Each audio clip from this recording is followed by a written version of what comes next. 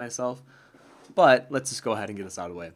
Hi everyone, I'm Tim Von Rieden, better known as vonnart Online. I do these weekly Wednesday live streams every Wednesday at 2 p.m. Central Time, and usually we talk about art, the life of an artist, and how to make money as an artist. Or we generally just have fun in conversation. I'm a big movie nut, so we might have a tangent there. But today we're going to do something a little more specific. We are going to be drawing curly hair, and I'm going to be giving tips on how to draw it. And the reason that we're doing that is for the guy that I'm mentoring. He wanted a bit more of a challenge when drawing hair and how to layer it. And that is why I wanted to do a little demonstration as well as push him to do the same image. So we're going to be doing this image that we found on Pinterest, but I wanted to talk a little bit about curls before we get into it because straight hair is a little easier where you can kind of, part it off.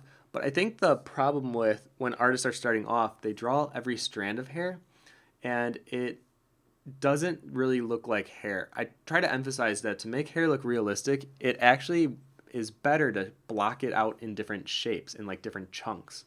And I think I've gone a little extreme. I feel like my hair has now taken on this kind of stylized, almost marble look, but I still think having it be shapular is better than drawing every single individual strand of hair and trying to make it look like hair. And that's because our eyes, when we look at someone, we are looking for contrast. And in hair, especially, the way that it's reflecting the light, there's usually areas, I don't know why I'm describing it when I could just draw it. So we'll do straight hair. So imagine this is like a person. There's our eye pocket. Okay, so if this is their face and this is their hair, usually there will be a shine that will land somewhere in this area, and then you might have some hair that goes this way, maybe some of it goes underneath, but that shine area will remain the same. The only difference is coming up to that shine, you'll probably have these jagged edges. And I remember it was Justin Gerard that told me he only really draws detail where the light and shadow meet. And I thought that was really interesting because then on the highlight area, you keep it pretty light and there's not much detail in it. But then as you approach this middle period where it's touching the shadow part or the area that's not receiving the direct light or highlight, then he adds a bunch of detail in it. So that was something that I think has stuck with me. And especially when teaching hair, that's something that I look for. And for the strands that are down here, you don't have to draw every single individual strand. If anything, I think it works better to just block it out in value sections. And literally, some of the examples I'm about to show you are me doing just that. Now, the first drawing that I guess would kind of switch me from my digital to traditional was the one that's on the cover of my first book, and it was a curly-haired person. And it's kind of funny how my transition from then to now, you'll see similarities. But before this drawing, I had never really drew curly hair. I always draw people with kind of straight, layered hair. And I think a part of it was because I have somewhat of a curly hair. It's more ratty and nappy. But if I let it grow out, it curls, and it's like heavy curls. And I never liked my hair. And I think maybe part of the reason I always drew people with straight hair is because I secretly wanted straight hair. But now I kind of have embraced curly hair, and I love drawing curly hair.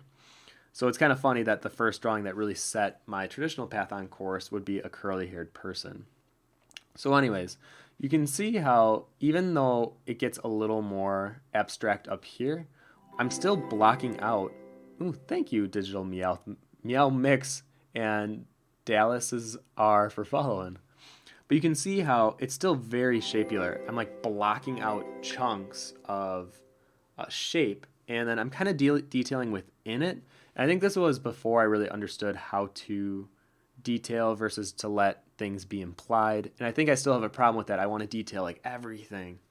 But letting it be in chunks and letting the hair sit and let the value almost speak for itself, it will read as curly hair. And then after a while, I started doing hair. Oh, actually, here's a good example. The Cara Delevingne picture that I did. So you can see she has straight hair, but this is kind of like a messy straight. And you can see how I'm letting there be that shine here, and I'm not detailing within that highlight. I'm just kind of letting the paper texture be seen. And even down here, I'm just not pushing the pencil anywhere within it. I'm just letting the paper value stand, and then I'm detailing around it.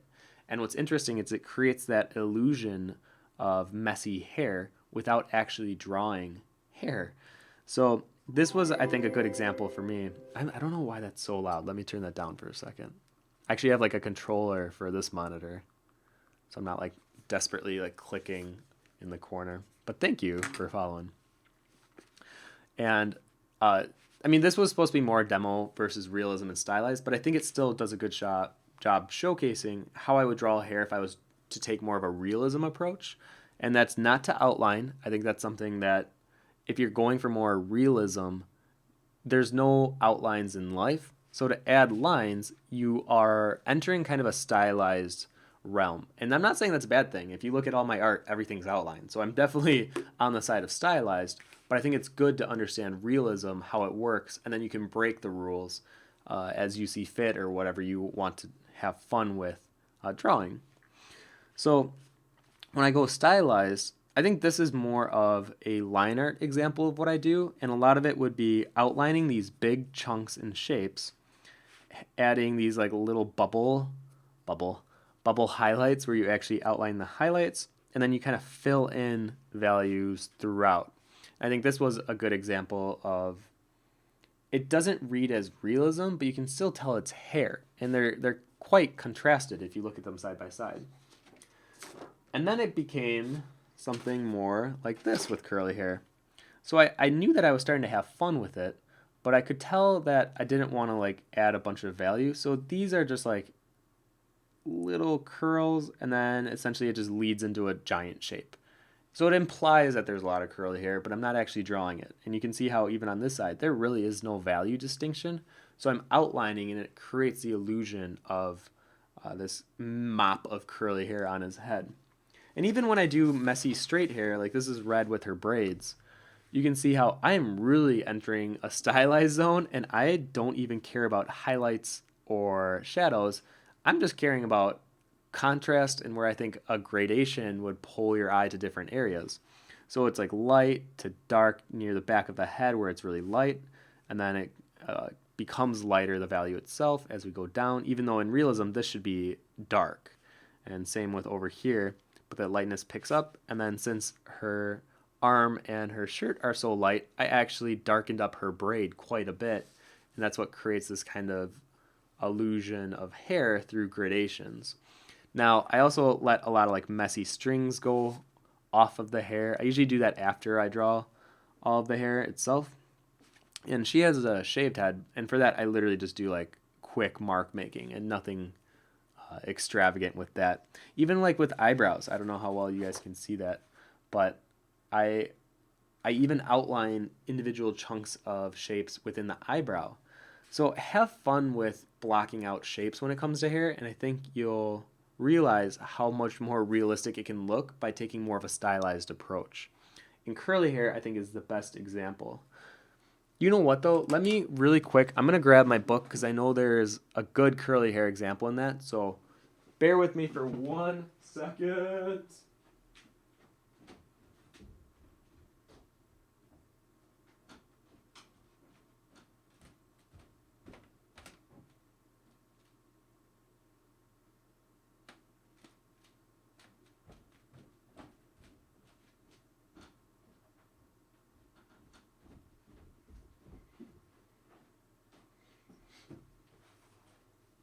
Whew. Okay.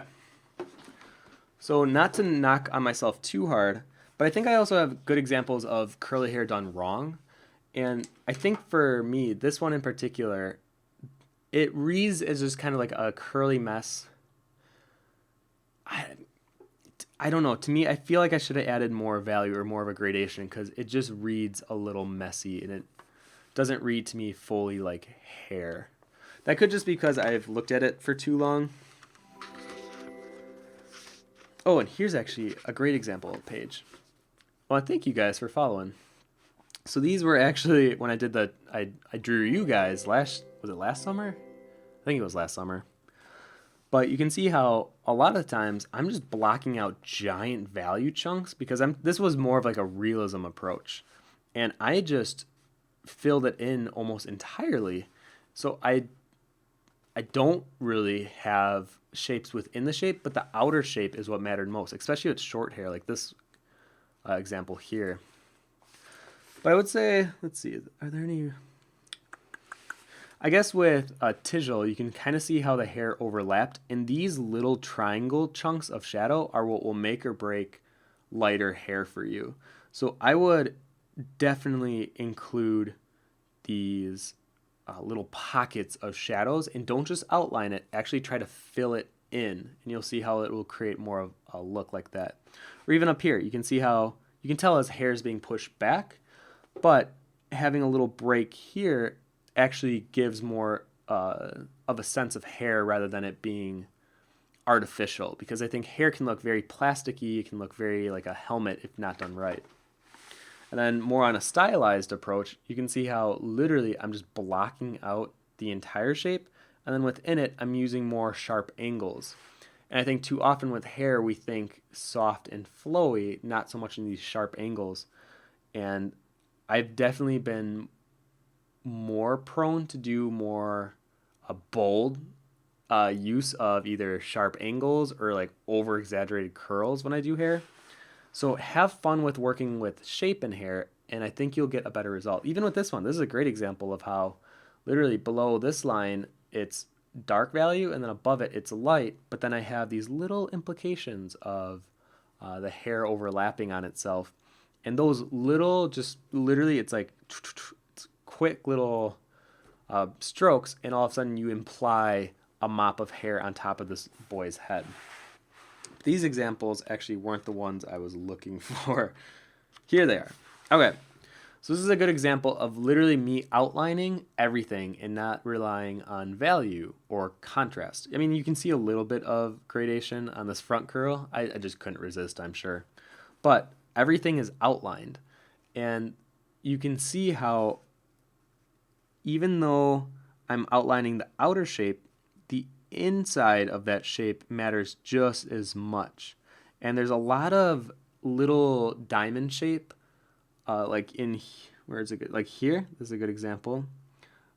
And you can see how it breaks up the hair, and it's happening everywhere. And remind you, you don't have to have a line that goes from the scalp all the way to the tip of the root. If anything, I like to let the line kind of fade in some places, and that will give more of a realistic look to hair. And then this is a very extreme version, but I'm just like literally hair on hair on hair. This could not be natural. This would have to be a wig of some kind. And you can see my little bubble highlights there. And this is a good example, again, where I'm letting the line fade into nothing. I'm not worrying about if it's connecting from the scalp all the way to the tip of the root.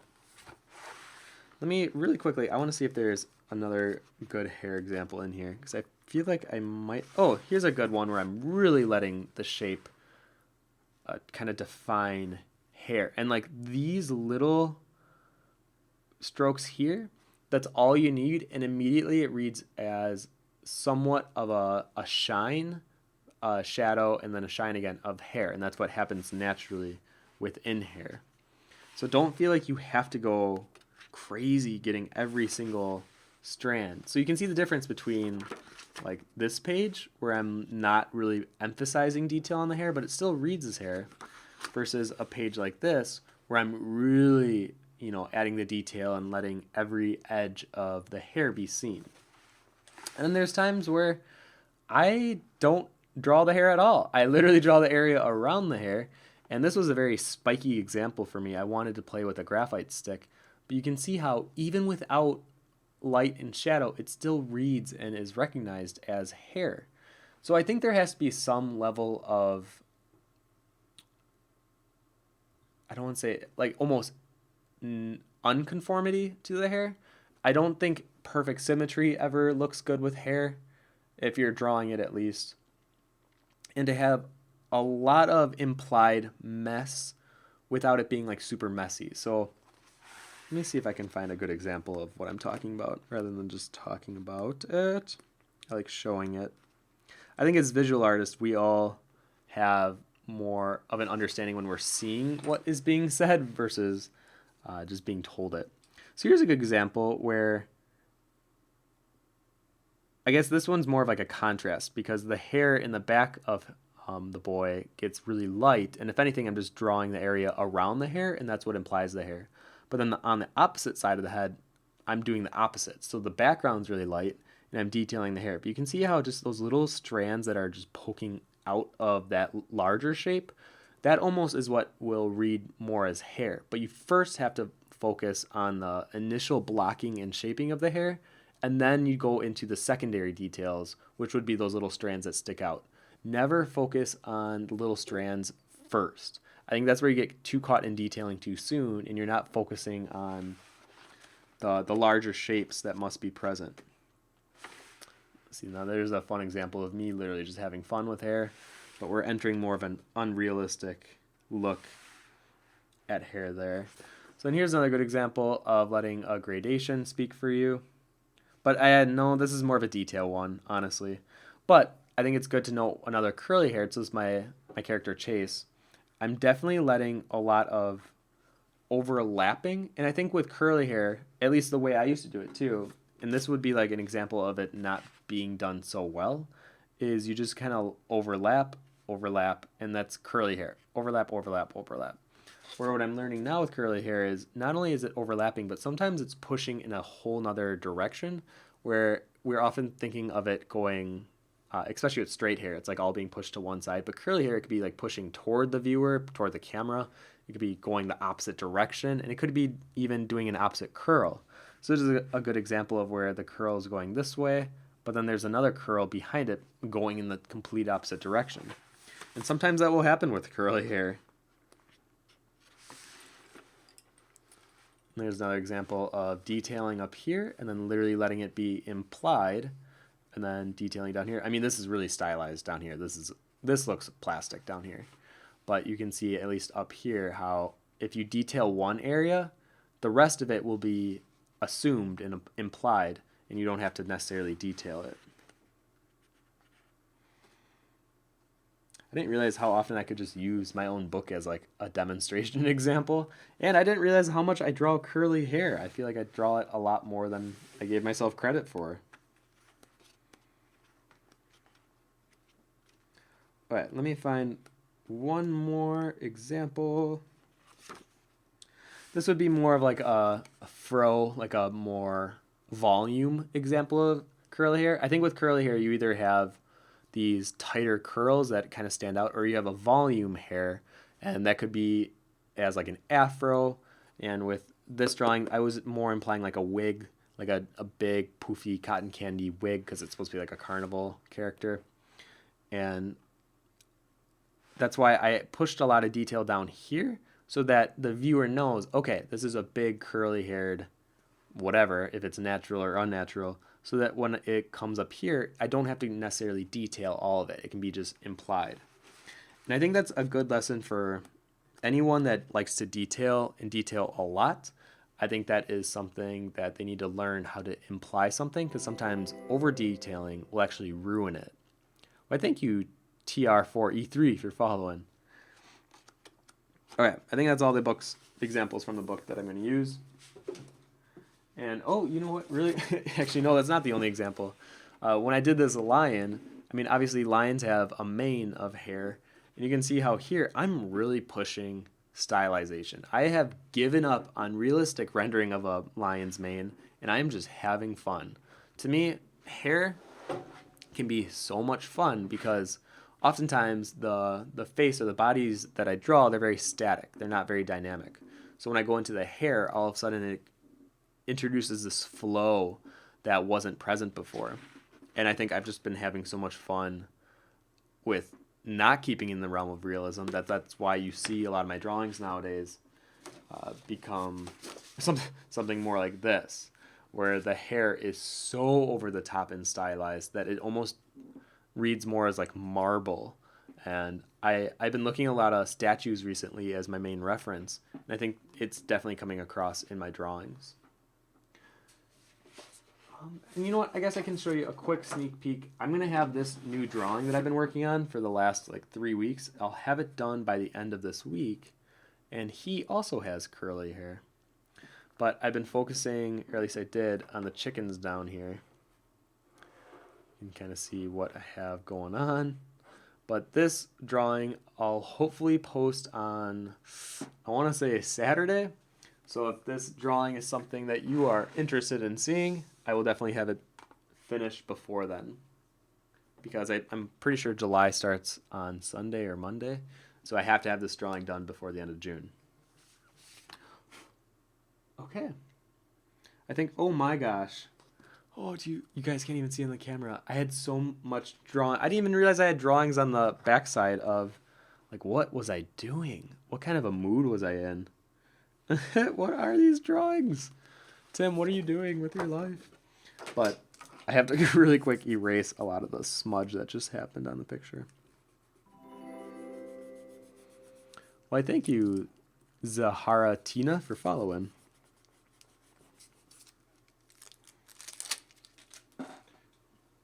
Thankfully, needed erasers exist and they saved my life. If you don't have one and you're a pencil artist, I highly, highly, highly, highly recommend it. They're literally like $1, maybe $2, depending on what kneaded eraser brand you go with. Okay, but if you want to go ahead and draw this drawing with me, or if you're feeling inclined to work alongside me while you listen, I'll send you guys the reference on the Discord channel we have.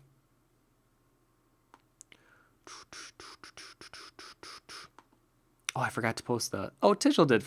Thank you, Tishel. Man, you are amazing. All right, I'm posting the reference there.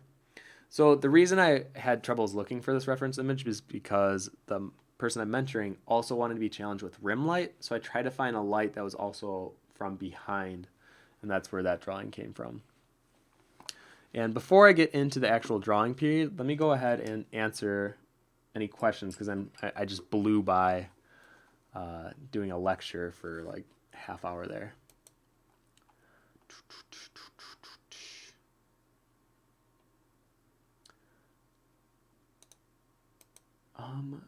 Someone is recommending me to check out Drawing Realistic Hair. I'll save that on the tab. I'll watch that before I go to Subway.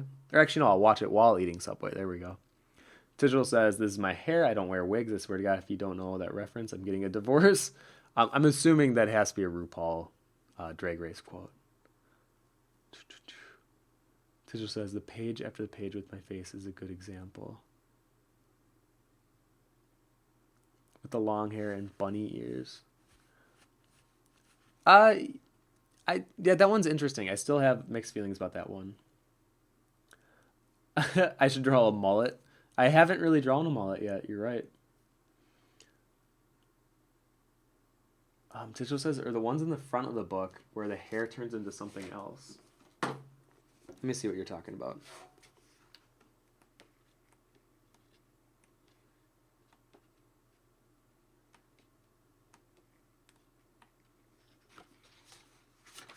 You're talking about this one? My little woven anxiety piece? I mean, that one definitely is way more abstract. And I think the hair is... It doesn't even look like a hair, to be honest.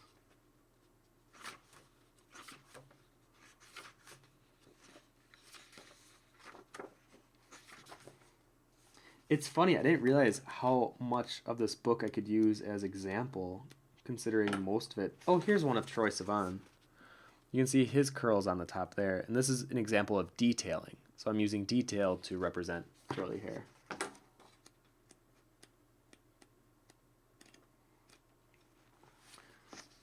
But yeah. Oh, thank you, Tishel. Yeah, this is the book that I have. For those of you who had no idea what the hell I was just flipping through, I have my own little sketchbook, volume 2.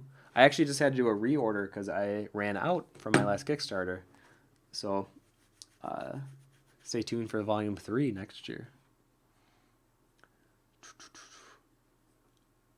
Is the person I'm mentoring watching? I don't think so. They have a full-time job. Strike the Lad says, are you happy with your art like many artists say they are?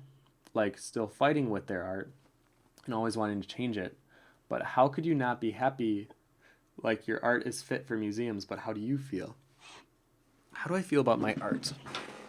I think I'm one of the few people that I actually enjoy my art. I don't think I would be doing this full time if I didn't enjoy the art that I create and the process itself. So I always feel bad when I hear an artist talk about how they don't enjoy their work. And I think me and Sean get in discussions about this a lot. And it might have to do with a little bit of self-confidence as well, where there are times where I know I could be doing better, but I know that you have to fail in order to succeed. And especially in the art world, you have to do crappy drawings in order to do good ones. So I always just see anytime that I do a bad one as just a, little bump in the road and you move past it. So as my art as like a whole, actually I'm very proud. I know that there's so much more I can do, and I feel like I've just scratched the surface of what I'm capable of. So for me, I get excited thinking about the future in my art. But yeah, I don't have a very self-depreciating or deprecating look at my work as a whole. If anything, I see it more as a struggle that I am proud to have pushed past. Okay, I think I'm going to get started and then also talk while I'm doing this. Hold on, let me...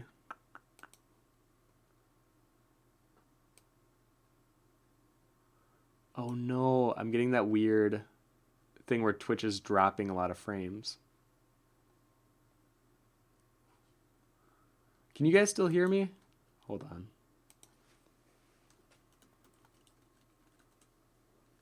Oops.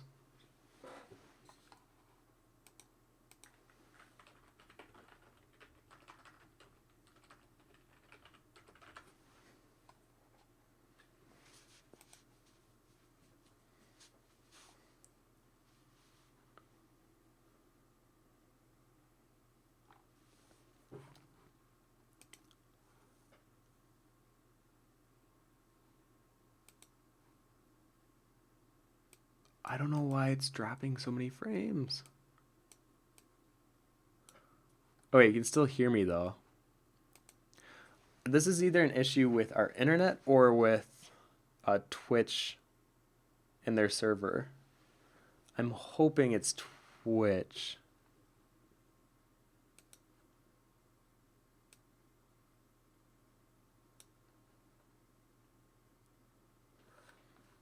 Oh, this is so frustrating. Because this happened yesterday during the unboxing, too. Well, at least you guys can hear me all right, so then I'm hoping that when the frames actually pick up again, you'll be able to kind of put the pieces together. Thankfully, I haven't even drawn yet. Okay. So let me go ahead and start drawing, and then I'll answer more of these questions, because I have a feeling I'll ramble a bit while answering a few of these questions. Okay. So I'm really not going to focus too much on the face. I might work on him a little bit afterwards, but I'm going to focus on the hair. And I'm going to do an example of detailing on this side of the head. So this will be the detailing side. And then the right side, I'm going to focus more on values. So, I guess, and shape blocking.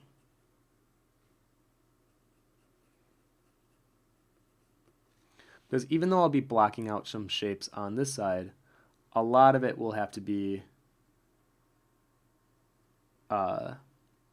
detailing on the left. Sorry, I'm trying to read the comments as well. No, I think it does have to do a problem with my internet. For those of you who don't know, we didn't have internet for 2 weeks, and it was actually 2 weeks ago. And AT&T people went on strike at the same time that our internet dropped. So we didn't have anyone that would come fix it for 2 weeks until they resolved their contract issue. And it was frustrating because everyone in my household uses the internet for work in some way or another, whether it's Etsy, communication, and a lot of it maybe can be done on your phone, but certain things like twitching, definitely, yeah, you can't do from your phone. And it was very frustrating because I had to actually lose 2 weeks of doing Twitch streams. And it drives me nuts when something like that's out of my control.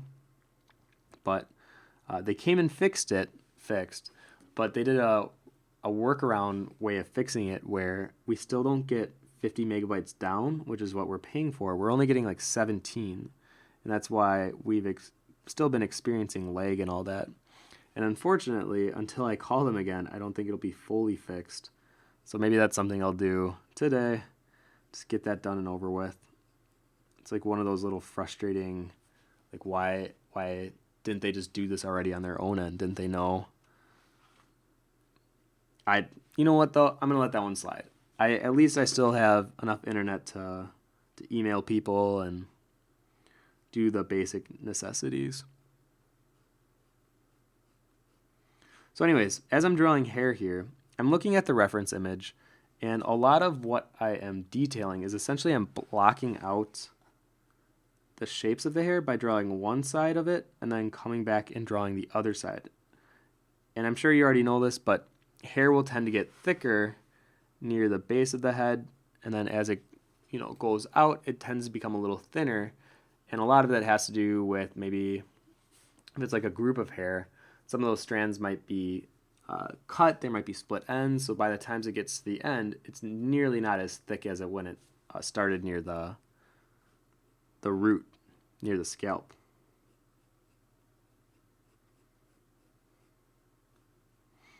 I'm working with a very sharp pencil right now, so detailing right now is kind of the only way I can go. If I try to block this out in shape, it wouldn't be as efficient or effective. So also be aware of, if you're doing pencil drawings, when you should pull a sharpener and make it sharp and pointy versus when it's okay to have kind of a dull point and you can block out like chunks of the hair. And it's a lot easier too that way.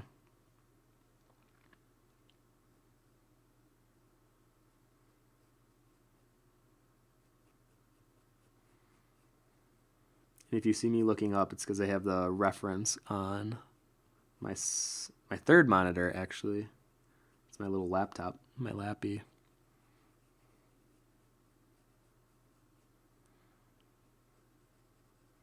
Now, if you guys have the reference pulled up, you can kind of see how above his left eye, there's like a strand of a lighter value that kind of sits in between two darker values.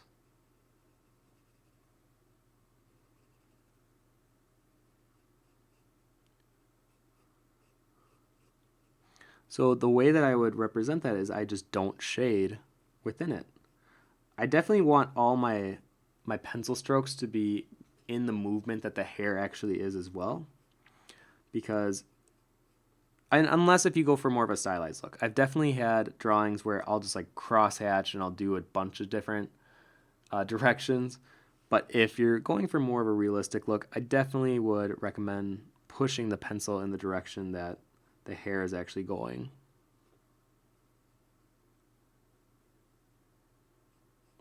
And this boy's hair is very messy, so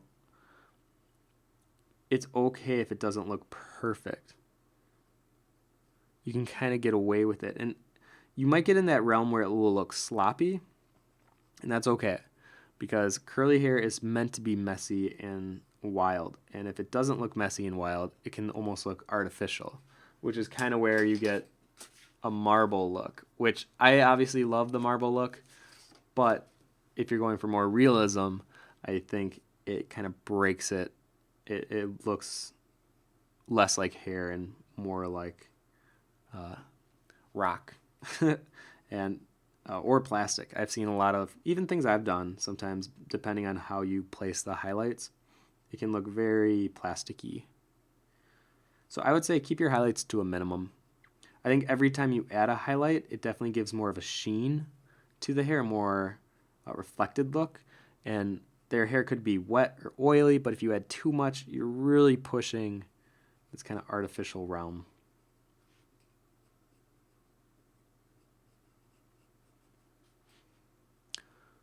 Okay, so now we have this kind of clump of hair coming from behind, and then it goes in front. I'm going to connect it there. And usually when I'm working with references, typically I break off of it at some point, and I don't follow it 100%. So if you're already like, where is that strand of hair coming from? I don't like to follow the reference exactly as is. Sometimes if I think there will be a better flow to the drawing, then I'll go ahead and add some of my own little nuances. But I do want to keep a lot of the messiness that this reference has. I think it's a good example of curly hair and how it can be difficult. And I don't think curly hair should be easy, but I think the payoff is great. So if you've never really drawn curly hair, I would encourage you to at least try once. And if you absolutely hate it, try it again. I think it just takes a few times to actually enjoy drawing curly hair. I think the first time you get it right, then you start to understand. You're like, oh, okay. So now I'm kind of getting into value blocking. So this is where literally I'm kind of using the same tone, kind of like that mid-tone look. And you can see how now I'm not actually going in the direction of the hair. I'm blocking out value. So I'm hoping to have a very side-by-side comparison of value blocking and detailing. So the one thing I will say with curly hair, though, is it will take time. Curly hair is not something I feel like I can just whip out in like 10 minutes. If I want it to look kind of the way that I typically like my things looking, and usually that takes time. So let's not say you couldn't do curly hair faster. I think curly hair is so much fun, and there's a specific way I do it where I think the payoff is really exciting.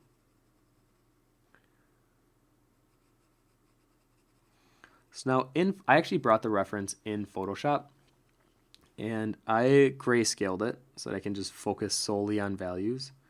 And I also lightened it a bit so I can see some of the inner detail, because with something like this, the hair is so dark in the photo, it almost looks edited to be darker. And I want to see the detail underneath. I don't want to just see a post-production of the thing I'm drawing.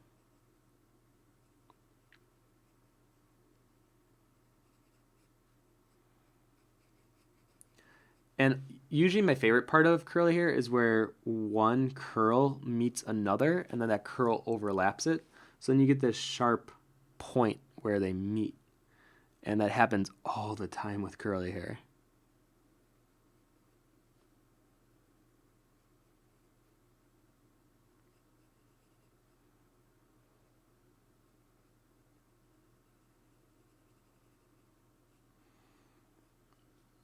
So here's a good example where I'm going to just, it's not actually in the reference, but I'm going to just imply it.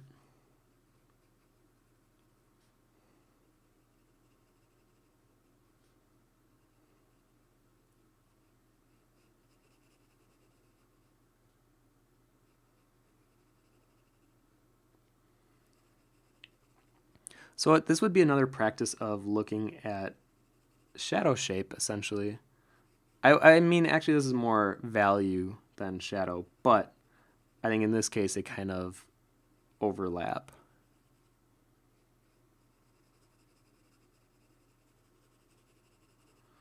So you know what I'm going to do? I'm going to actually have a gradation from dark, and then in the back of his hair, even though in the reference it's really, really dark back here, I'm going to actually do the reverse. And I'm going to punch the background to be darker. So to do that, I do a quick outline to the hair.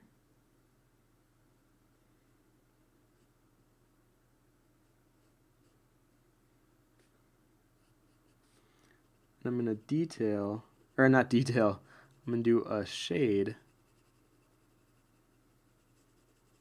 outwards. I'm going to take off my glasses so I can see this part better.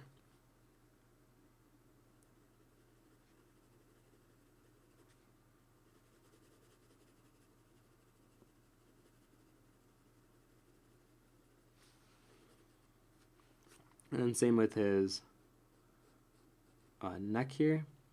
I'm going to kind of have a heavier outline up here, and then as we go down, I'll lighten up that outline.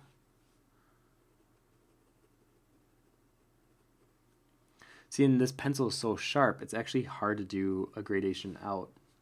Where if I take one of my other pencils, this one has a bit of a duller point.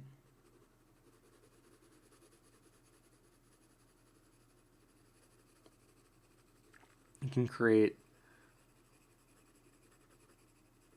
larger, more efficient values out. Because I'm learning the older I get of how limited time actually is. So anytime I know that I'm wasting time with something I'm doing in my drawing, I try to cut out of that immediately. And I think one of the biggest things is knowing when to use a fine point pencil versus when you should use a kind of thicker base and shade out. And then same on this side. Got a little bump where that collarbone is.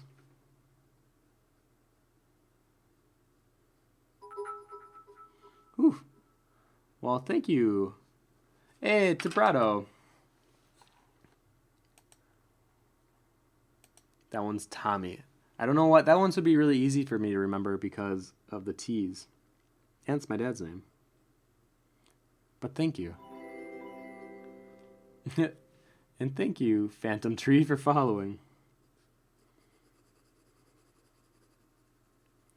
So same thing here. I just did a little short outlining around the neck and under the chin and jaw. And literally, I'm just adding a value out. And even this could be thicker. Like, I kind of wish this was a thicker base because then it'd be easier to shade outward.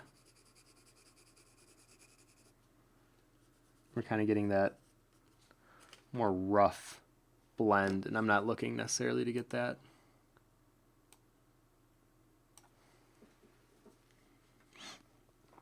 And he's going to look really weird until I eventually clean up the eyes and the face, because right now it's looking very incomplete, obviously, but I don't like when the eyes look so empty. I have to resist. I have to resist shading the eyes. This is a hair tutorial. Alright, so back to the hair here.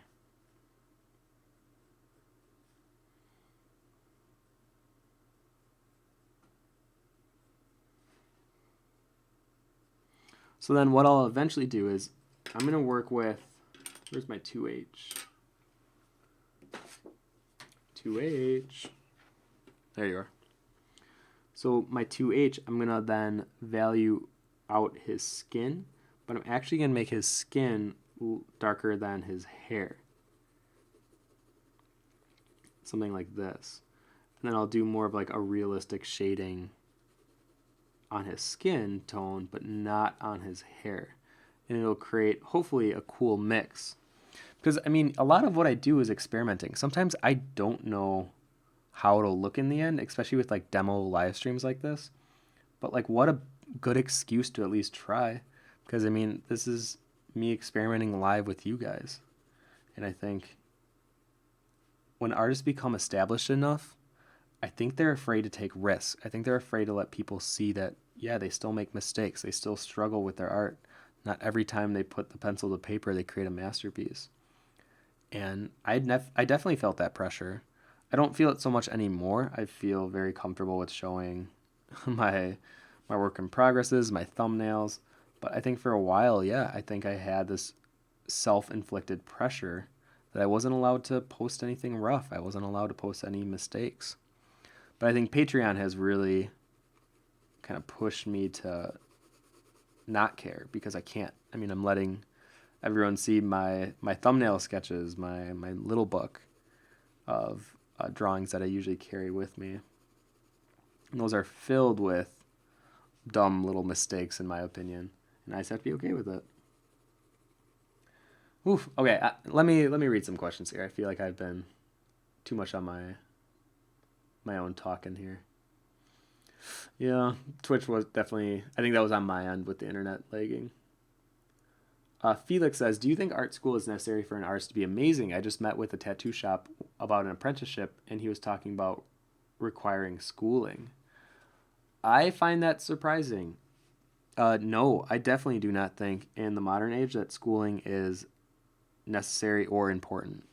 I am grateful for the schooling experience I had with AI, but a lot of it was because of the people I met and being around other ambitious, excited people. I think got my competitive flair, just it set it on fire.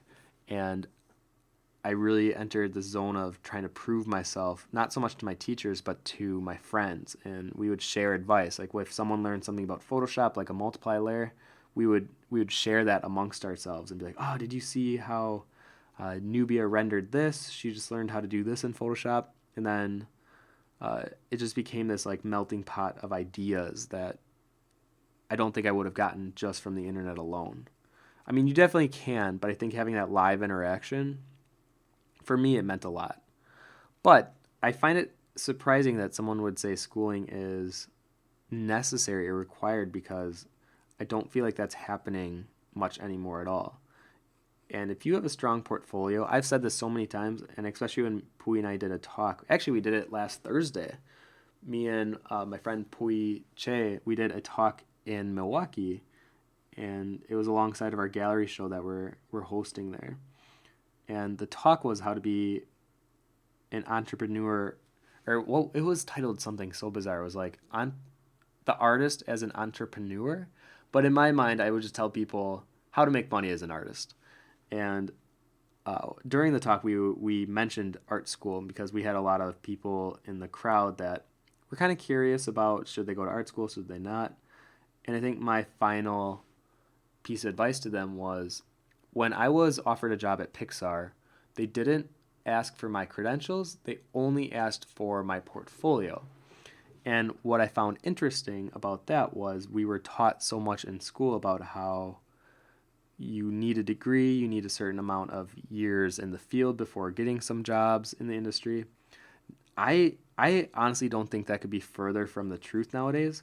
I think if you have a strong portfolio, they do not care where you went to school. I think your portfolio will speak for itself, and they will hire you based on the quality of your work, not whether or not you paid for a piece of paper that said I went for a proper formal education. So focus on a strong portfolio.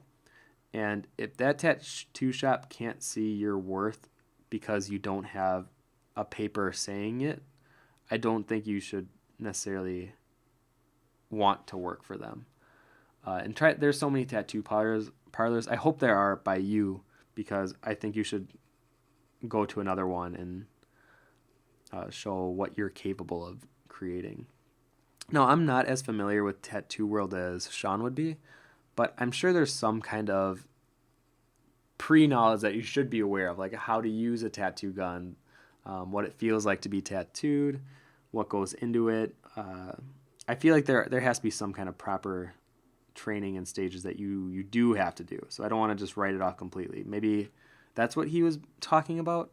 Otherwise, I don't know why he would need that from you.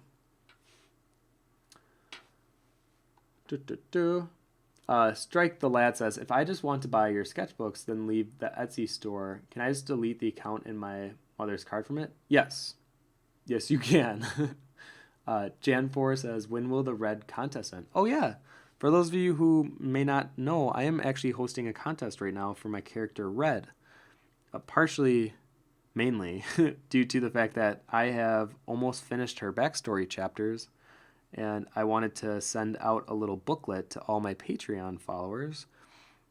And in that book, I also want to include the contest winner, which basically is to draw my character Red. I don't care what style, I don't care what you have her doing. I mean, keep it somewhat PG.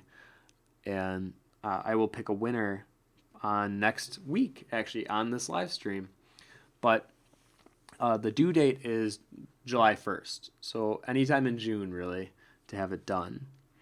I mean, you could try to post it on July 1st, but you know how time zones can get where it gets weird, and especially if you're overseas trying to enter. So I would just recommend, if you're going to do it, post it in June. Don't wait till July 1st, because you never know where the cutoff date is, unless if you actually do research for when my proper cutoff time is in America versus if you're somewhere else in the world.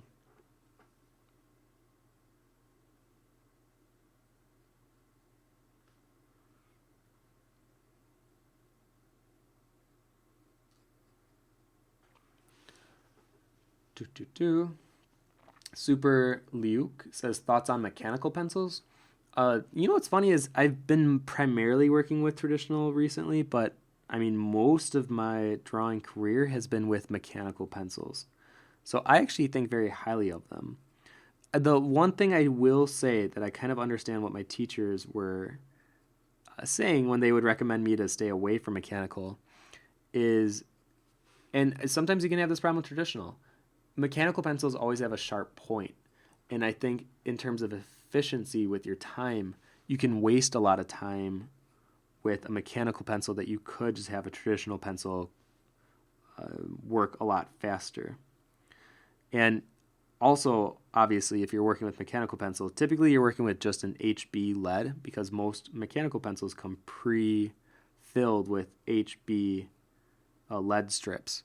And with traditional, obviously, you can kind of mix and go on the fly. Like, I keep a 2H, an HB, a 4B around me at all times when I'm drawing. But with mechanical, I only have HB and B. I actually don't have anything darker for mechanical. And the precision is awesome. I obviously love that about mechanical. I think that allowed my over-retentant anal nature to want to detail everything and have it be perfect. It definitely satisfied that, but I was wasting a lot of time. So if you're working with mechanical, understand that maybe sometimes you should add in a traditional pencil as well if you want to save yourself some time. Otherwise, I only have good things to say about mechanical pencils. Where I totally understand why a teacher would kind of push you away from them as well.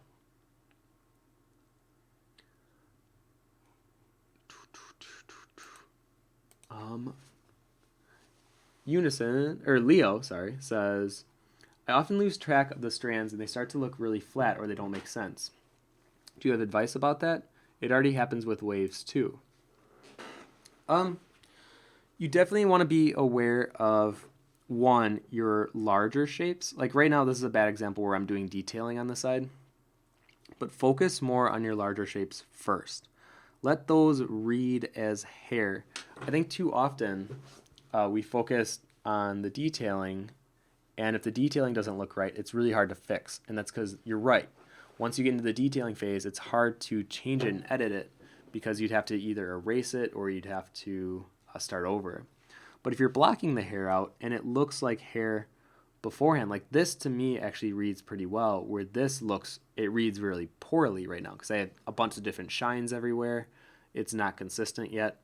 So I would focus on the overall shape, and then I would look at where are you placing your highlights and having your highlights be consistent, because you have a bunch of curly hair. The shine should be coming from the same direction. And if you're messing with that direction, you can really mess with the overall drawing and it will throw it off and it will read flat because your lighting doesn't make sense. So like, okay, I don't know how well you can see this little curl here, but you can see how next to it, I already have a somewhat detailed or somewhat fleshed out, I guess, where the highlight is. So I'm just going to mimic that on this one. Well, I thank you, Safe Shord, for following. Man, Schward. I am SHing all my S's today. Schward. So you can see how I'm going to have it darker underneath and then lighter in the middle. You can see how now we have two strands of hair that are consistently telling the viewer or whoever's looking at it the light source is coming from that direction. And I'm gonna try doing that a bit more here. I feel like I've lost it on the left side. So I'm gonna reel it back in here. This can all be dark. We have somewhat of a highlight on this strand here. And then it turns into shadow.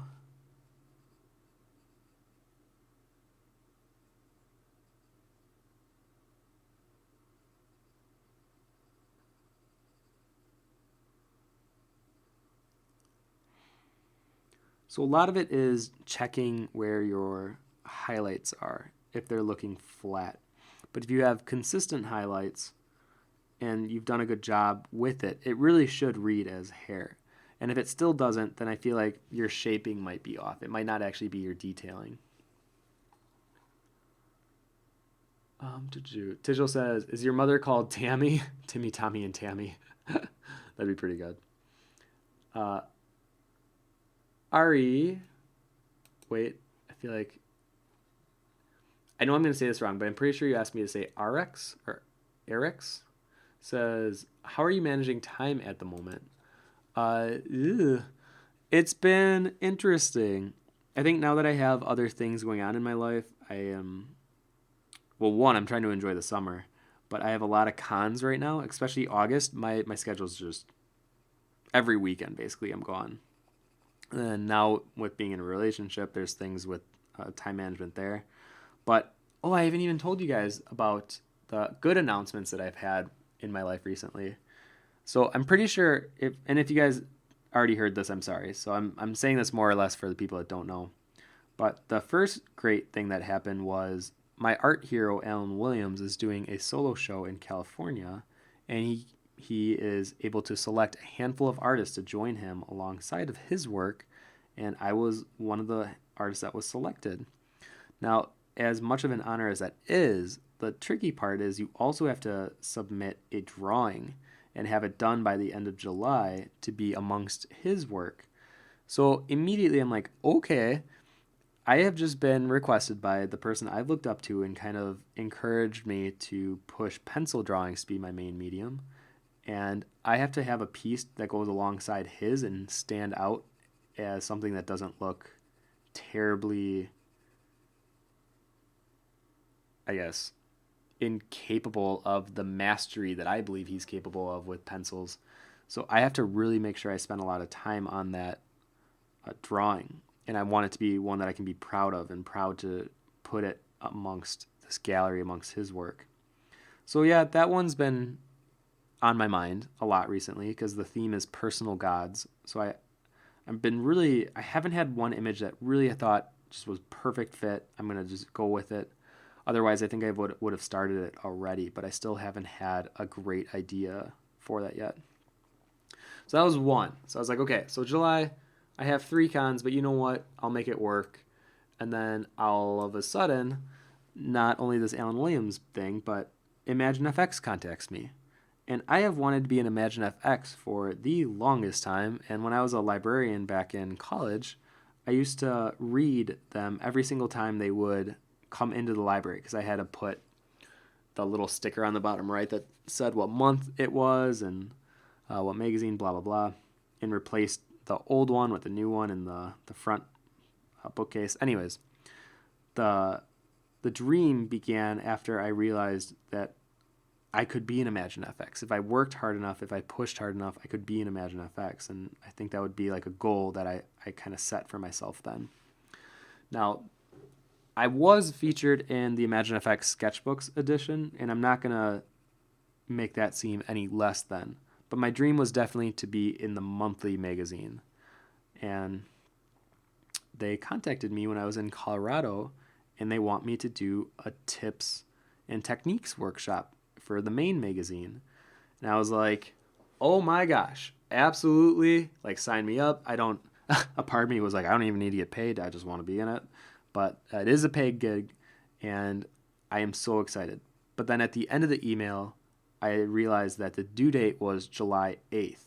And I was like, oh my gosh. So not only do I have this giant vegan drawing that I've been, this one that I need to have done by the end of this week, but I also have the Alan Williams piece, and now I have Imagine FX. So I was like, okay, like I'll make it work. I feel like I'm pretty good at managing time. I do well under pressure. But then 2 days ago, I got contacted by the Monster Project. And the Monster Project is basically a donation cause where kids that are not getting enough school funding for the arts, or it could be just in. I believe it changes every year, because I think this year in the email they said it was something different. But essentially, kids draw a bunch of monsters, and usually it ranges from like K5 to 5th grade, I think. And then they send it to artists like myself, who then interpret it and then give kind of a more realistic rendering or more of a pizzazz to it. I've seen a lot of stylized versions created. And they send it back. Not only do the kids receive it, but then they make a book out of all the people that were involved with it. And they sell it with some of the proceeds going to charity. And I loved that idea. Sean was going to do it last year, but then he fell on a time constraint and couldn't in the end. But this year, I was asked for the first time this year, and I wanted to join in because I think this is such a good cause. I like the idea of it. I think it would just be fun. So the problem came in at the end of the email. I feel like that's going to be my new like slogan. At the end of the email, like the negative Nancy. Their due date is July 18th. And I don't even get to pick my monsters. Or no, it's like the end of July, but I pick my monsters on the middle of July. So a bunch of kid drawings I have to select from. And that one's rough because I really want to do it, but I know it's not as much of like a dream as the other two, but I still want to do it. So I told him I would. I threw on one more thing on my plate, and my July plate is looking very heavy. I've got 3 conventions, these 3 dream drawings, and I'm going to make it work. I'm going to have you guys here for my Twitch stream, so you'll be able to see me in and out of consciousness, I'm sure from not sleeping enough, but that's kind of what's going on with my life right now. So a lot of good. I don't want to make it sound like, oh, woe is me, because I mean, these are things that I'm so excited to do. It just, I wish it would have been spread out a little bit more, just so I feel like on each of them I can give it a solid go. So we'll see how it all pans out in the end. I'm hoping for the best. I'm hoping each of them just happen well. But yeah, that's what's going on with me right now.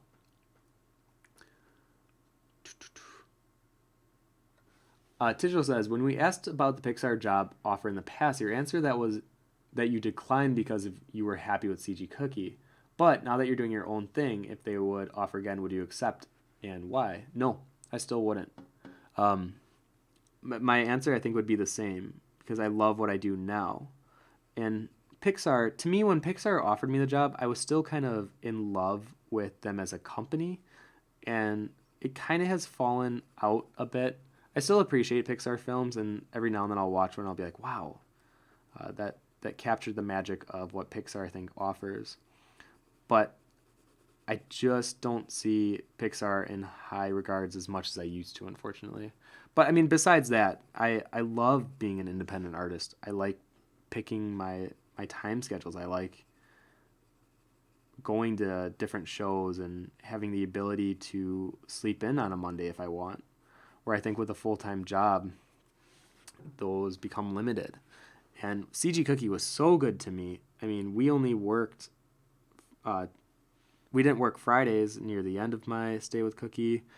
They would let you have as much off time as you needed. They treated me so well, where I think with Pixar, when you get with such a big company, I feel like there are times where they expect you to stay super late. Vacation time is limited, and you work really, really hard. And I am astonished by people that work at some of these jobs and positions. I have a friend, Victor, who was on my stream a month ago, and he works at Riot and works with League of Legends. And one of my dream jobs when I was in college was to work at Riot because I liked League of Legends and I thought I could be a splash screen illustrator. It'd be a fun job to have, and I would be working and creating things that are a lot of fun. But after talking with Victor, it's kind of the way that a lot of other big companies are, where, yeah, when there's deadlines, I mean, they expect you to be there and you have to get it done. And a lot of the times, your ideas will get reworked, re-rendered. You'll have to work with a team a lot more. And it's not that I'm bad at working on a team. I actually think I'm pretty good. At least I would like to think I'm good at working with teams. But with Victor, with being a splash screen, a lot of the times his idea or what he would want to do for a character only gets like 60 to 80% in the actual final version. So sometimes he'll be drawing something that he kind of wishes had different features or different accessories. And I think when you're an independent artist, you don't really have to compromise. You can draw exactly what you want when you want. And obviously, financial issues are the biggest reason most people don't. And I'm not going to try to pretend like that didn't scare me either. That was literally the main reason why it took me so long to leave CG Cookie, is because I was worried. I had a house. I have people that rely on me. I need money for utilities, for health insurance. So that was definitely something that was a worry. But now financial issues aren't a worry for me. I feel like I've established a platform where I'm able to sell my art across the country, and it's enough to sustain me. It's enough to allow me to save money, allow me to draw when I want, which is usually most times anyways. But I don't know why I'm working on the face. I'm sorry. So no, I don't think I would take a job ever again. Actually, I don't even think I'll do freelance ever again. I've had such a good run with making my own art and having the response be so positive that I don't see myself wanting to work for other people again. And then I also don't want to make it seem super Debbie Downer for people that do want a dream job like Pixar or Riot. I mean, Victor says when things are like awesome, they're amazing.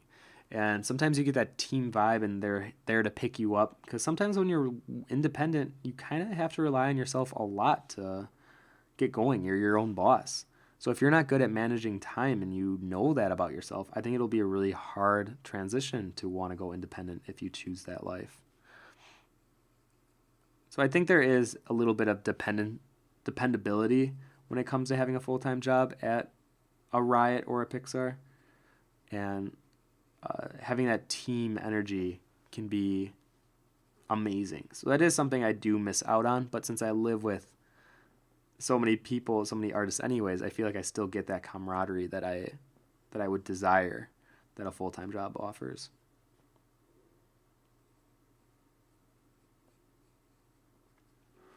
Okay, next question. Sorry. Zad says, "Hello, Tim. I have not time for today's stream. Will it be uploaded on YouTube?" It should be, yes. I'm not sure how much of it got lost when my internet slowed down a bit, but I'm hoping most of it actually stayed with us.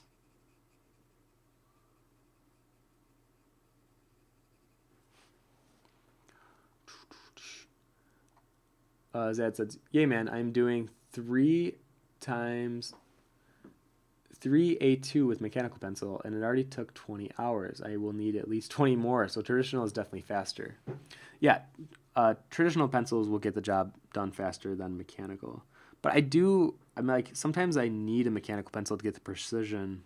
I mean, I can sharpen my pencil super tight, but that's only going to last me like 30 seconds before it becomes dull enough again where I don't feel it has that nice, reliable point that a mechanical pencil has. Especially my 0.2 mechanical pencil. I always know the size that I'm going to lay down when I do any stroke with my 0.2 mechanical, which is this guy.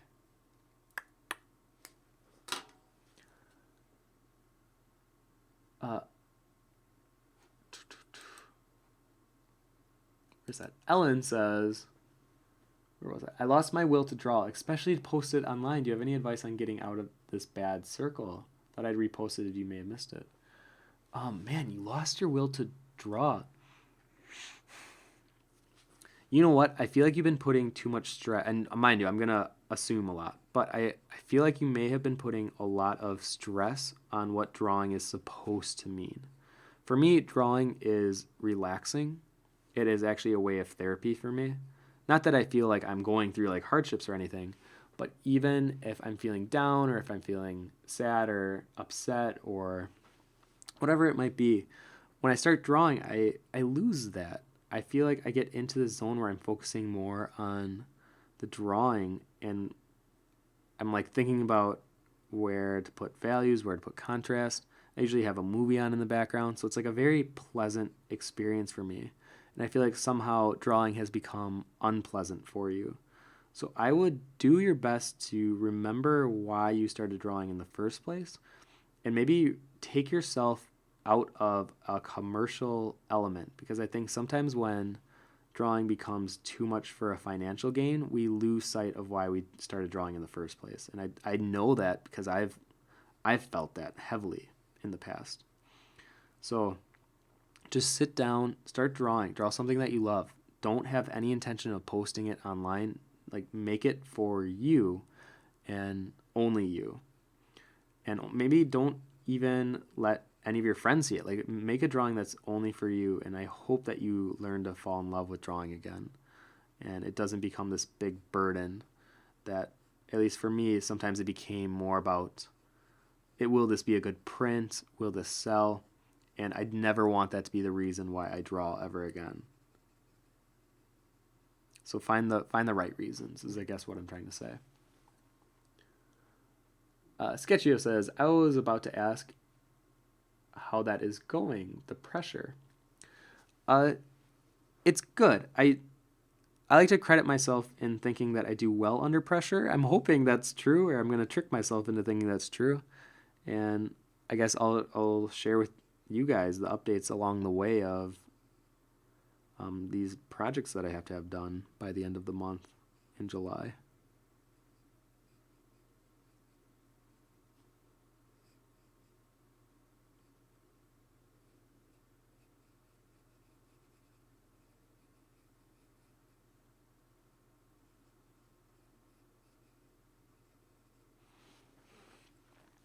So you can kind of see how I'm going here. I'll probably have a lot more detail in the front here because I have like, I still have 30 minutes left of the stream. Okay, then I'm going to keep detailing, I think, the front here. I'm going to leave this more faded. I kind of like that look.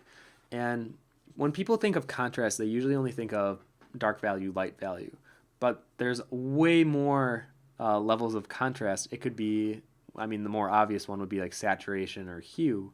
But then there's contrast in texture. You could have an area where there's very heavily textured and then an area where there's not much texture.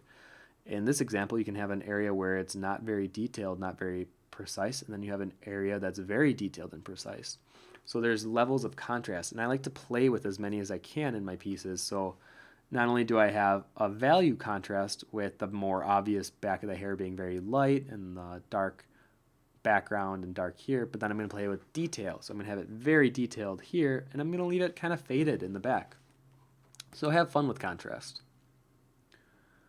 Spectre says, hey, how are you? The lighting on your new setup looks great. Thank you. Like I said, the only thing I'm not used to is like this ring light can definitely point out. I washed my face before the stream, and it looks shiny. So I definitely have to be a little more aware that I look like I'm super oily or sweaty if I wash my face before the stream. But I do love the ring light, and I shared it on the stream yesterday. But if you're interested in YouTubing or having anything where your face is involved, I think this ring light is actually wonderful. It does a really good job. Jim says, do you feel the reason you are successful as an independent artist is perhaps because, I think you mentioned it before, you are an extrovert? I actually think the opposite is true. I think I'm successful as an independent artist because of the fact that I'm introverted. It probably may seem to you guys that I'm an extroverted person because I stream and I go to all these cons, but I've learned in my life how to give energy, and usually it's positive energy, especially at cons. But I realize I'm an introvert person because the way I recharge my energy battery isn't by talking to other people, it's being by myself. Like I have to go plug in and just be alone. And an extroverted person gets energy from being around other people. So I definitely feel I am an introverted person, and the reason I do well is because then I can just spend hours in a basement like I am now just drawing. And that's what I did on Monday. I was here for like 8 hours and I didn't feel a need to communicate with people. I don't even answer my phone when people call me. I mean, my parents definitely get a pass. Like I'll answer for them, but I just don't. I don't answer emails. I don't like talking to people outside of conventions. And even with Instagram, I need help answering all the messages that I get because I usually get like 30 a week. And especially if I post a story, it can be like 20 a day. And it's sometimes difficult for me to go through them. So the reason why do I think I do why I'm successful as an introverted person is because then I can spend hours working on a piece and then not feel bothered. But then when it comes to showtime, you can sell it and you can talk to people and you can relate to people. And I do like talking with people, but usually if it's in a controlled environment, I feel that it is genuine, and I don't know. Because then you have people like Sean who gets his energy from talking with other people. So he's constantly looking for conversation. And that's how he gets energy, where I definitely can recognize the difference between an extrovert and introvert being around people like myself or Key or Tyler. I think we're all very introverted. And then I would say like Jonas and Sean are very extroverted. So yeah.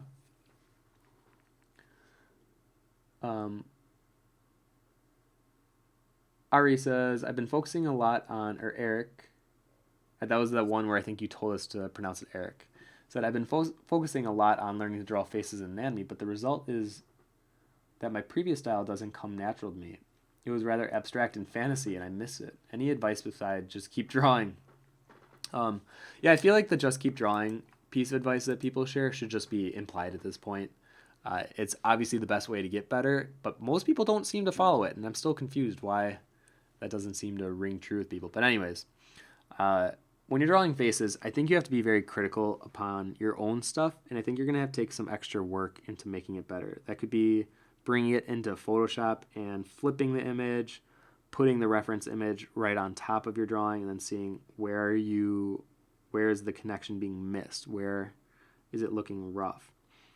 And you really have to kind of train your eye to be more constructive and critical, because I think as artists we want to believe that all the art we do is perfect because it comes from like an emotional place.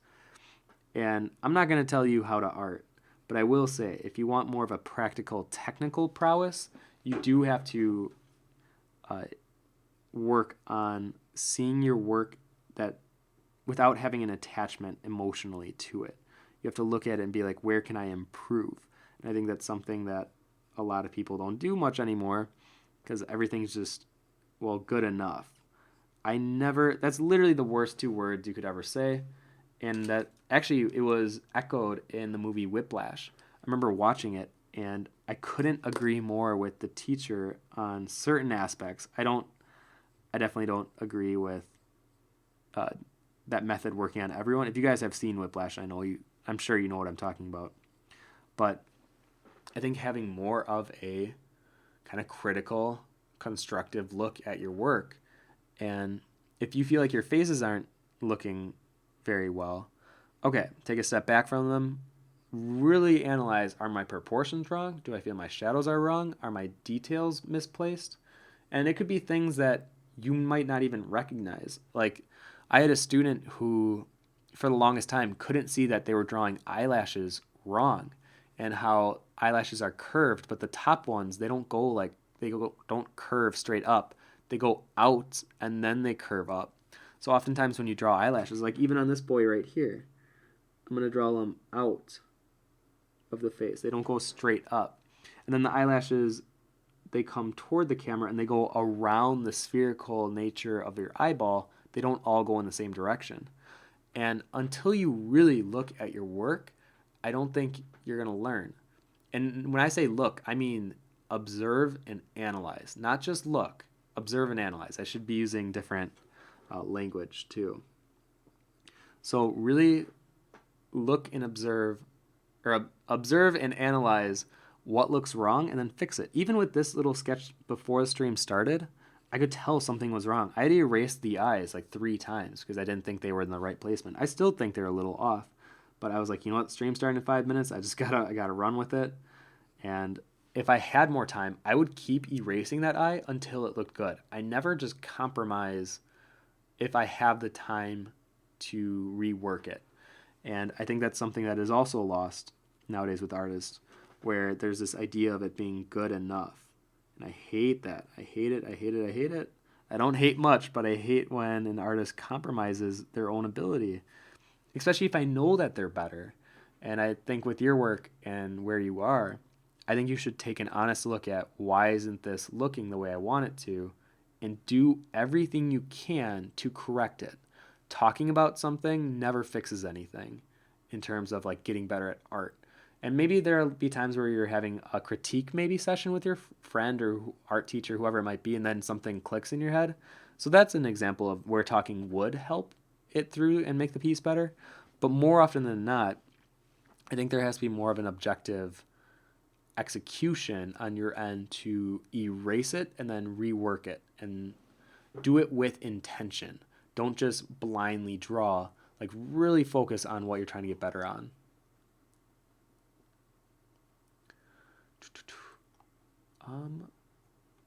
Let me see here. Leo says, adding to that, what if I am the problem?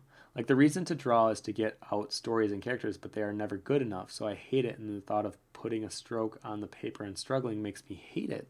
There's still a faint will, but it's not strong enough to get over that I can't do this. It will suck. Oh, that hurts me hearing that. Oh, that's so sad. The reason to draw is to get out stories and characters, but they're never good enough.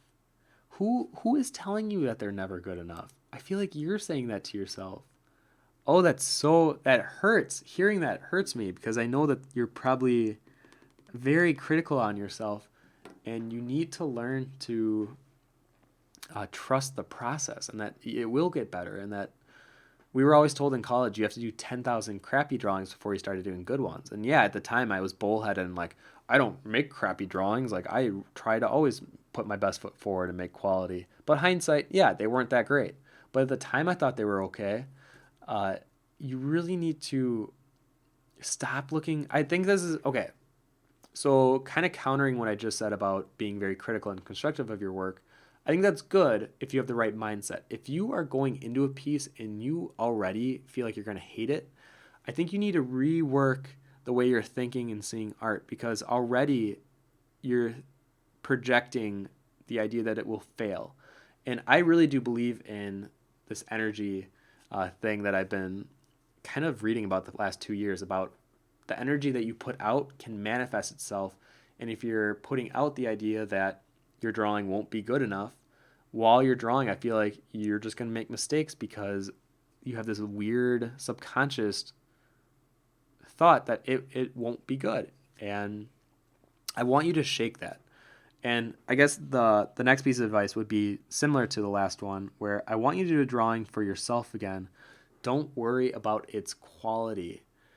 Like, stop worrying about quality. If there's something I can agree in the whole quantity versus quantity debate, I think quantity will help you realize your potential and how fast you can draw and your capabilities. I think quality will come in time. And even though I always felt like I focused on quality, and I feel like that's why I was able to get where I am now, in the process of focusing on quality, I was producing a lot. So in a weird way, I was actually focusing on quantity as well. But when you're in this mind funk that you seem to be in, I really want you to go into a drawing and absolutely love the creation of it. I don't care what it is. Draw your favorite thing. Like if I was to draw my favorite thing, it'd probably be a side view profile of someone with horns, some feathers, and it would just be over the top fantasy. Draw something that you absolutely love to draw and don't worry about the results, because if you love what you're doing, the results will complement that. They'll showcase that. I think that's why a lot of my work comes across to people as confident and or at least I've had people tell me that my work expresses a certain level of emotion, and one of it is confidence. And I think that's because when I'm drawing a piece, I'm literally having a lot of fun.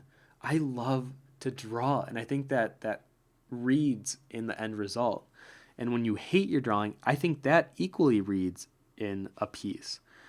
So I think you need to have to go through a little bit of a self-reflection in terms of how do I fall in love with this process again, and focus on that rather than quality.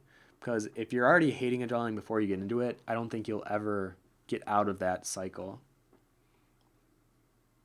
And just remember, there's an art community. Like, we're here, and we have our own Discord below. You can put your frustrations in that. And I want you to, and I want you to be able to connect with people that can be encouraging. I don't think you should rely on it, but I think it should be encouraging enough for you to kind of get back up on your feet. Because there are times where other artists, including myself, will fall, and sometimes someone will help you up, and then other times you literally pick yourself up.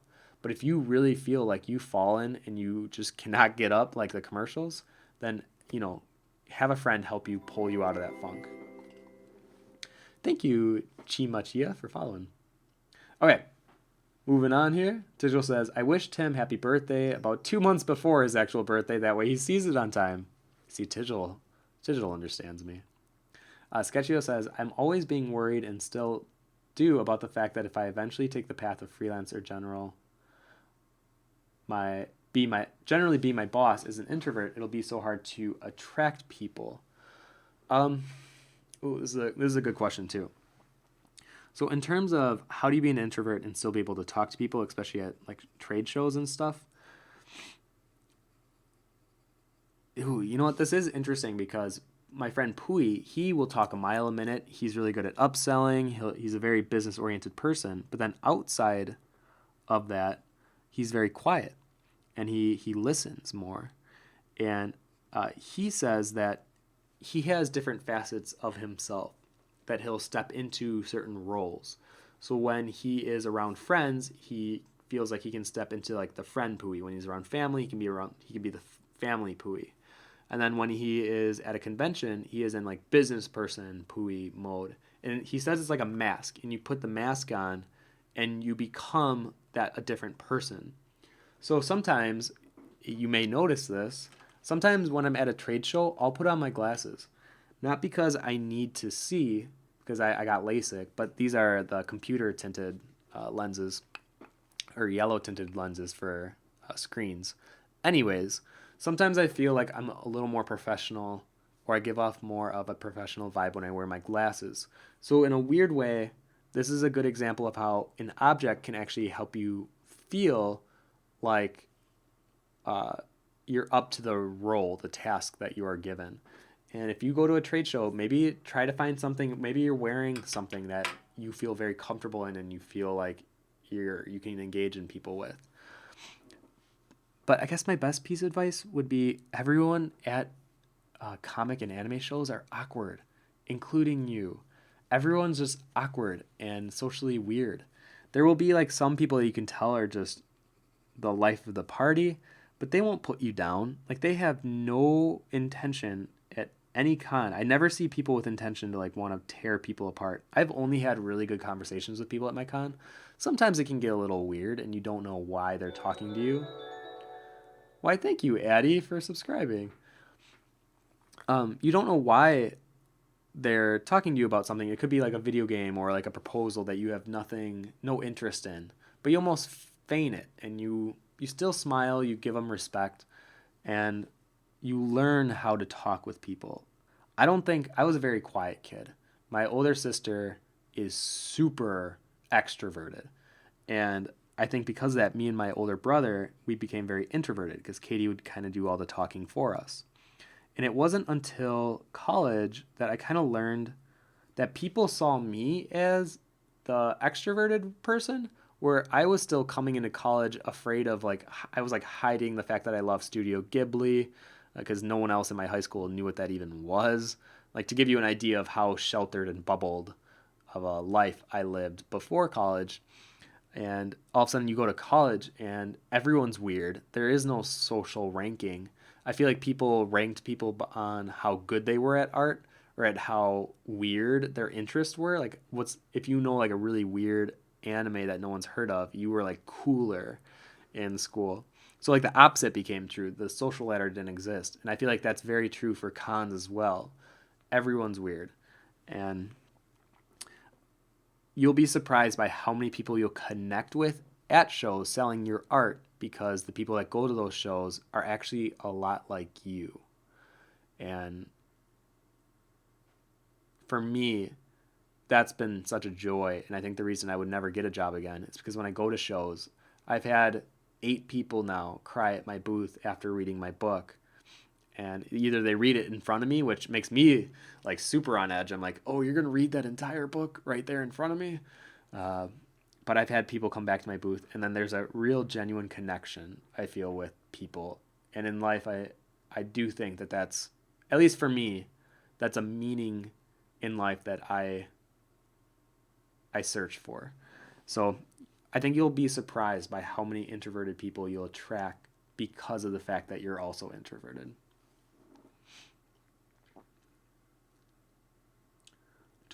Okay, Spectre says, is it okay with you to share which paper do you like to use on your artworks? Yeah, of course. I use Strathmore Mixed Media 9 by 12, 117 pound pages. This has been my favorite paper.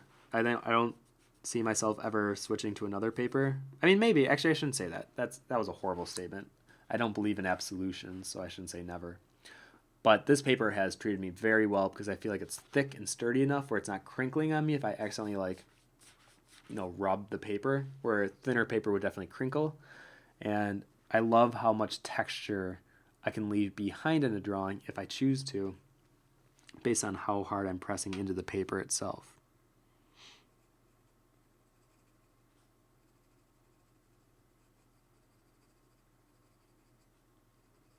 Okay, I'm going to darken some of the areas here.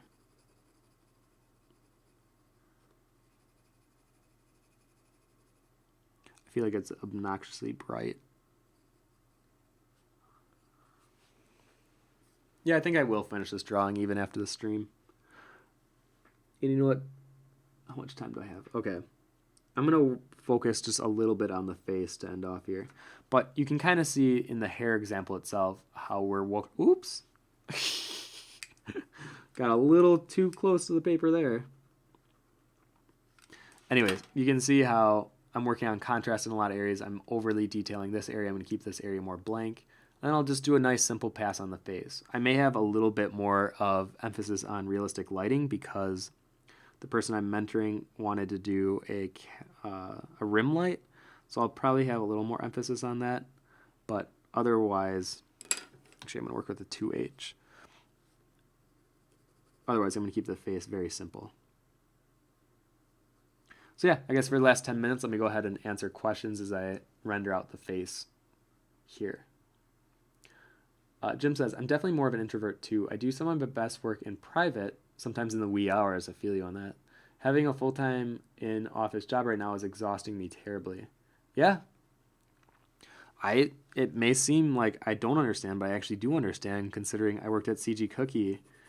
And even though I loved my job, it got to the point where I was like physically unwell because I wanted my time and I wanted to do what I wanted to do. And I knew that working at CG Cookie would actually hold me back. Regardless of how well they treated me, regardless of how much I loved my coworkers and my boss, what I was actually doing wasn't satisfying me anymore. And I think as a human being, I think we have such short time on this earth. And I'm realizing that we only live in our, well, at least for me, we only have our 20s once. And I want to make the most of it before I move into my 30s and 40s. And I might have other obligations like a family or things that I would want to spend more time on. So I feel you on that. And I think you might have to make a choice eventually to stay or leave based on what your needs are. But if you do recognize that you do not want to be there and your needs are telling you to go more in an independent lifestyle, I'm telling you that it is possible. It won't be easy. You'll have hard days and you'll definitely have a financial cry, like one where you realize like how much money do I actually have to make. And I think that was kind of a tough journey for me. And I think that's why it took so long for me to leave CG Cookie. But I want you to know that it is possible. And I live with 4 other people right now that are also making it possible, living an independent art lifestyle.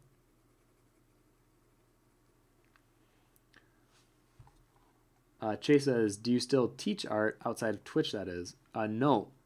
I do. I mentor 2, soon to be 1 person, but it is very time consuming as well, and I really need to be spending my time on, like I was talking about earlier, the Imagine FX workshop, the Alan Williams piece, and this Monster project. So it's all kind of coming at me really fast, and having anything else is almost to me a distraction at this point, even though I feel like I like the people I'm mentoring a lot, and I know that they'll be fine, but I can't dedicate a lot of my nighttime anymore to that. Leo says, don't be hurt. I'm sorry. No, it's okay. I feel for other artists that are going through a struggle with their own art. I mean, I've been there, and I think a lot of us as artists can relate to you because we all feel that way at certain points in our life. So that's the only reason I feel sad hearing that. Jan says, could you talk about getting and being a mentor for a sec? The mentorship, actually, someone reached out to me while I was still at CG Cookie and was just asking, hey, if I paid you X amount per session, and maybe if we did it like twice a month, would that be worth it for you? So then we worked that all out, and it became definitely worth my time. He turned out to be a great guy, and he is trying to get back into the art world after kind of dedicating his life to working at a full-time office job and having a family. But I can just hear when he was talking that he wanted to do more with his life before he died. He didn't want to regret not going for a dream of his, or at least trying to go for it. And he didn't want to be one of those people that always wondered, what if? So I think that's another reason why I bonded a lot with him on that, and I wanted to help him. So I guess in a weird way, mentoring found me. And even through CG Cookie, I did those workshops, the I Can Draw Anything workshops. And a lot of that had to do with CG Cookie almost putting me in that position. So I really haven't gone out of my way, except for on Patreon. I had a tier where it was a mentorship tier. It was meant to be for the person I was already mentoring, so we had like an official way of payment and all that. But someone found my Patreon before that and signed up, and that's kind of how I got my second mentorship. So for me, I feel like my mentoring jobs has just kind of been random in a lot of ways. And in terms of how do you find mentors? Thank you, Digital Yuki, for following. I think usually you'll see on like Schoolism, or actually even on Instagram, there's someone I follow. I think his name's Bobby Reynolds, I think it is. And he does a monthly mentorship every month. And he's always posting, hey, like, sign up is happening right now. You can be in my class for the next month. I'll mentor you. And I've actually been curious to try it for myself. I like Bobby's art a lot. And I've definitely been in that phase of, I never think I'm good enough. Not in a self-depreciating way like I used to, or deprecating way. More in like I can always get better. And having someone mentor me, I think, would just be to hear, maybe there will be just a couple pieces of advice that I learned during my sessions with them that I'll take with me for the rest of my life. So I'm definitely into the idea of getting a mentor. And I think that for any of you guys too, if you're interested in it, I definitely would recommend it. But don't rely on it. Just remember, just because you have a mentor doesn't mean you're going to get good. It's still up to you to do the work. They can help point you in different directions, but you still have to walk the walk, you know?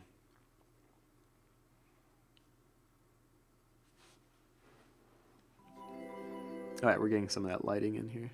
Why, thank you, Full Metal Girl, for following. Full Metal Girl says, going along with the paper question, how do you get your graphite to not smudge as much when you're drawing or not getting a ton on your hands instead of the paper? And thank you, Forever Just Followed. I missed that one. I usually work left to right. I'm very conscious of where I place my hand, but since I draw really light, I'm actually not pushing much of my hand into the paper anyway. So I feel like smudging has never been a real problem for me. Definitely in drawings where I introduce darker shades, like as soon as I introduce a 4B or anything dark, I'd be very aware of where my hand placement is, and I'll just turn the paper. And in a drawing like this one, where there's like a bunch of values happening everywhere, I knew that I would have to do the whole drawing first, and then I would have to go back and essentially clean it up. As I say, clean it up. So I'm going back with a kneaded eraser, mostly my mono 0 eraser, and then I work with a darker pencil, and I work left to right. So I just finished the chickens on Monday, and it took me like 3 hours just on that. And it may not seem like a lot, but there's a lot of cleanup work that gets involved when you start working with darker pencils. So just being very aware of it and not pushing too hard on your the side of your palm itself. Jim says, thank you. You and your roommates have been an inspiration to us all. Oh, well, thank you guys. I think it's another reason I still stream, because I remember when I left CG Cookie, I remember thinking I could stop streaming. But I feel like I've gotten such a good response, and I love stream. I don't know, there's something about streaming every week and actually connecting with people.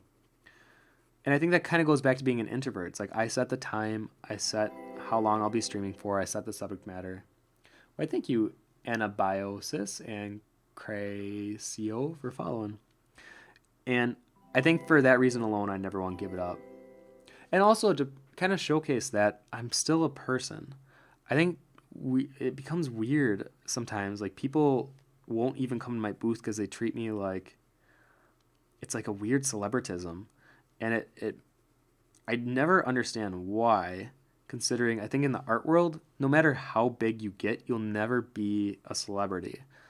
I think some would argue that maybe like James Jean or Ross Tran, but I feel like, especially with Ross, he's definitely more of an entertainer than he is an artist nowadays.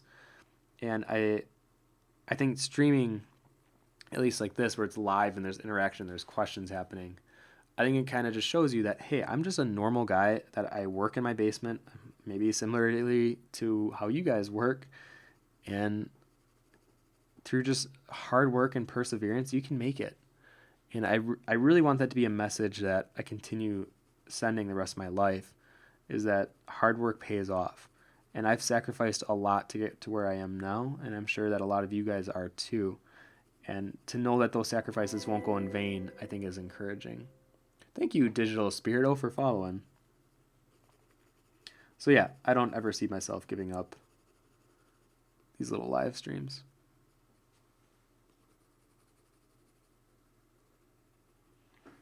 Okay, let me try to get this other eye. The infamous other eye that has plagued so many of us artists.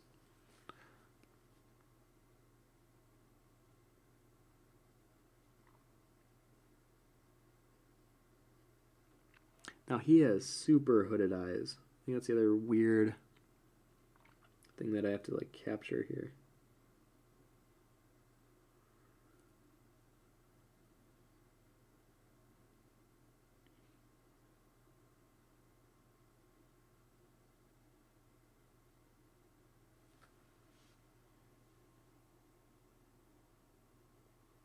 This might be another one of those instances where I kind of make up my own eyes. So I might just add in my little Tim flares. which is like my double ring. I always give the inside of my iris, I keep it light, but then I always double ring it. And a lot of you kind of called me out for it, but I don't try to hide it. It's from Kingdom Hearts. Why, thank you, Mauricio. Oh, I missed the end of that, but thank you for following. I loved the look of Tetsuya Nomura's double ringed irises, and I think I've just adapted that into my own kind of realism people. And I think that's why sometimes people call my stuff more anime inspired, and it's true. It's very true. I don't hide it. I don't pretend like I don't notice it, you know. I'm proud of it. I love Kingdom Hearts. We'll see how the third one goes, but at least the original game, I love the original game.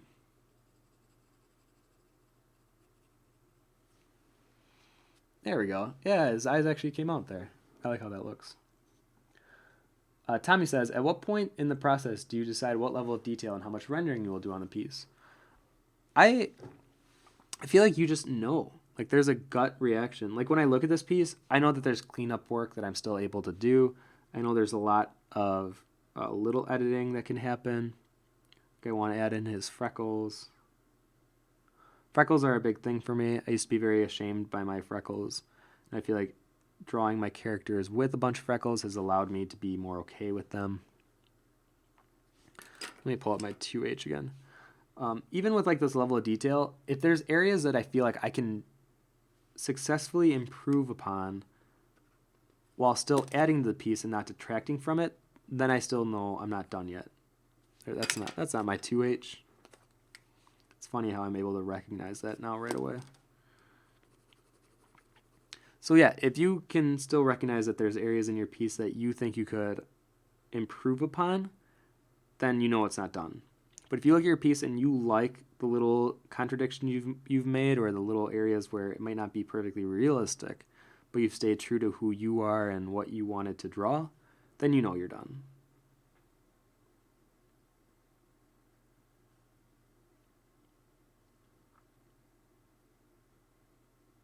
His lips are actually very interesting. They're very shiny, but it looks like the color stops before the end of the lip. So I'm going to go ahead and try to capture that actually.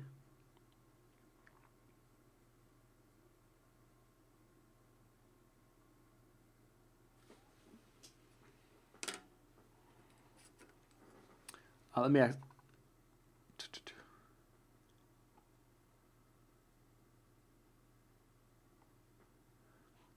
A paraphrase from V for Vendetta. I don't know you, you don't know me, but I want you to know I feel your pain and I sent you all my love and support.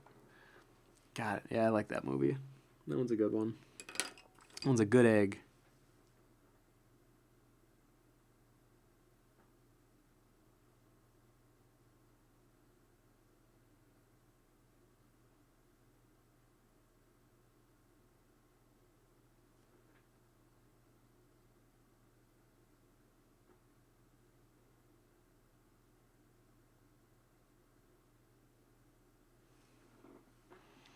Whew. Yeah, this mouth is definitely a difficult one.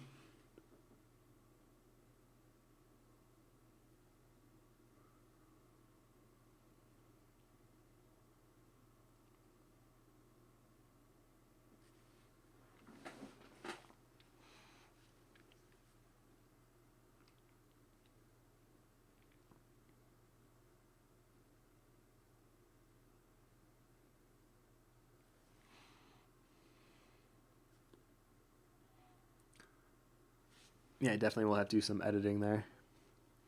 Okay. Oh, we're past our time. So I'm hoping that this demonstration has helped a little bit with how to draw curly hair. He was definitely a fun little example to draw. But a lot of it has to do with drawing a lot of chaos, but then within that chaos, making sense of it. So like blocking out different areas. And try not to outline as much as you are like blocking out values. That usually seems to help me quite a bit. Okay, I think that's all that I got for today, though. I think I'm going to go ahead and cut the stream. I'll probably finish him up. I'll post him tonight if I get the time to. If not, he'll at least be on my story. But then, yeah, next week is the contest reveal. So if you're curious on seeing the entries for my red contest, you can actually see all the entries right now on Instagram if you just search on the hashtags vonnart red contest. And it's going to be a hard one for me to pick. There's a lot of good entries. And I've been excited flipping through them almost every week. Or basically every day, honestly. I've been looking at them every day.